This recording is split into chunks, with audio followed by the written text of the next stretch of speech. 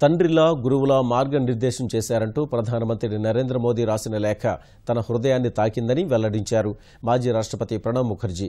మోదీ రాసిన ఉద్వేగభరితమైన లేఖను ట్విట్టర్లో పెట్టిన ప్రణబ్ రాష్ట్రపతిగా చివరి రోజు తన జ్ఞాపకాలను నెమరేసుకున్నారు. మోదీ రాసిన ఉత్తరం తన హృదయాన్ని తాకిందని వెల్లడించారు.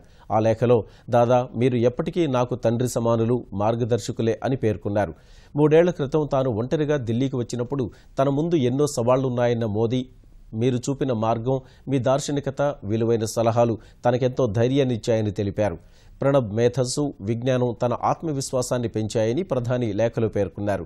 ఇద్దరివి భిన్న రాజకీయ మార్గాలను గుర్తు చేసిన మోదీ, దాదా అపార అనుభవం, జాతీయ దృక్పథం ప్రధానిగా విధి నిర్వహణలో తనకి ఎంతో దోహదం చేశాయని లేఖలో తెలిపారు. ఆరోగ్య సంరక్షణపై ఫోన్లో ఆరా తీయడం తనకు కొత్త శక్తినిచ్చేవని ప్రణబ్ ముఖర్జీ చూపిన ప్రేమానురాగాల ద్వారా గుర్తు చేశారు. దేశం గర్వించతగ్గ నేత మీరంటూ ఆయనపై ప్రశంసలు కురిపించిన మోదీ, మీతో పనిచేయడాన్ని గౌరవంగా భావిస్తున్నానని ప్రకటించారు. గత నెల 24న మోదీ రాసిన ఈ లేఖ ప్రణబ్ ముఖర్జీ, మోదీ మధ్య అనుబంధానికి అద్దం పడుతోంది.